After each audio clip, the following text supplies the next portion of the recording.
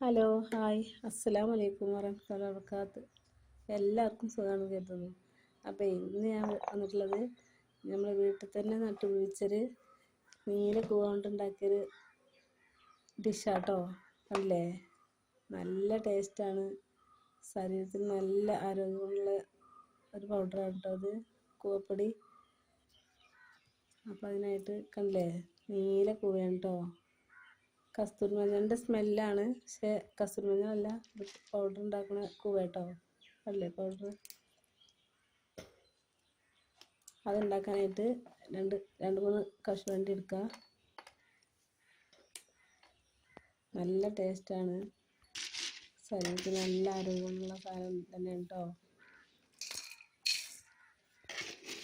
കൂവപ്പൊടി എടുക്കുക കേട്ടോ. കുറച്ച് കൂവപ്പൊടി എടുക്കുക, കശുവണ്ടി, കൂവപ്പൊടി, കുറച്ച് തേങ്ങ ചെറിയത് കേട്ടോ, നെയ്യ്, കുറച്ച് വെള്ളം ഒഴിച്ചൊന്ന് കുതിരാൻ വെക്കുക. ചട്ടി എടുപ്പിച്ചാണ്ട് നെയ്യ് ഒഴിച്ച് വെക്കുക കേട്ടോ. കുറച്ച് നെയ്യ് ഒഴിച്ച് കശുവണ്ടി ഇട്ട് കൊടുക്കുക, തേങ്ങ ചെറിയത് ഇട്ട് കൊടുക്കുക,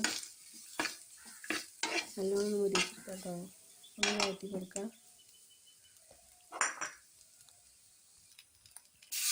കുറച്ച് ശർക്കര പാനി ഒഴിച്ചെടുക്കാം.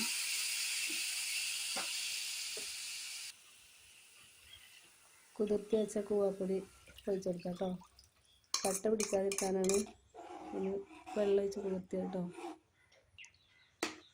കാൽസ്യം, പൊട്ടാസ്യം, മാഗ്നീഷ്യം എല്ലാം അടങ്ങിയിട്ടുണ്ട് കൂവപ്പൊടിയിൽ. വളർച്ച, ക്ഷീണം, മൂത്രപ്പഴുപ്പ്, മൂത്രക്കടച്ചിൽ എല്ലാത്തിനും നല്ലതാണ് കേട്ടോ. വിളർച്ച മാറാനും ക്ഷീണം മാറാനും എല്ലിൻ്റെ ആരോഗ്യത്തിനും ഷുഗറിലേക്കൊക്കെ കഴിക്കാൻ പറ്റുന്ന ഒരു പൗഡറാണ് കേട്ടത് കൂവപ്പൊടി. നട്ടുപിടിപ്പിക്കാത്തവരൊക്കെ നട്ടുപിടിപ്പിക്കണേ. കൂവപ്പൊടി ഉണ്ടാക്കുന്ന രീതി ഇൻഷാ അല്ലാഹ് അടുത്തൊരു വീഡിയോയിൽ ഞാൻ അപ്ലോഡ് ചെയ്യാം. വീഡിയോ ഇഷ്ടപ്പെടാനും വലിയ ലൈക്ക് ചെയ്യാനും സബ്സ്ക്രൈബ് ചെയ്യാനും സപ്പോർട്ട് ചെയ്യാനും മറക്കരുത് പ്ലീസ്. പിന്നെ വീഡിയോ കണ്ടെന്ന് സപ്പോർട്ട് ചെയ്യുന്ന എല്ലാവർക്കും എല്ലാവിധ അനുഗ്രഹവും ഉണ്ടാകട്ടെ. ആമീൻ യാ റബ്ബൽ ആലമീൻ. ബൗളിലേക്ക് ഒഴിച്ച് കൊടുക്കാം. എല്ലാവരും ഉണ്ടാക്കി നോക്കണം കേട്ടോ, ഭയങ്കര ടേസ്റ്റാണ്, നല്ല ടേസ്റ്റാണ്. തണുത്ത് കഴിയുമ്പോൾ നല്ല ഹൽവ പോലെ കേട്ടോ.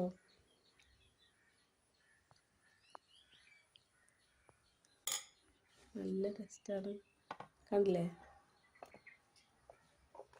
ഇതാണ് കേട്ടോ നീല കൂവ.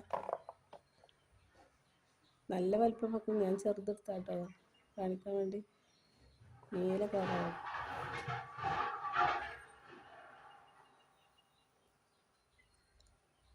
ഇതാണ് കേട്ടോ നട്ടുപിടിപ്പിക്കാൻ ഉപയോഗിക്കുന്ന വിത്ത് തന്നെ കേട്ടോ.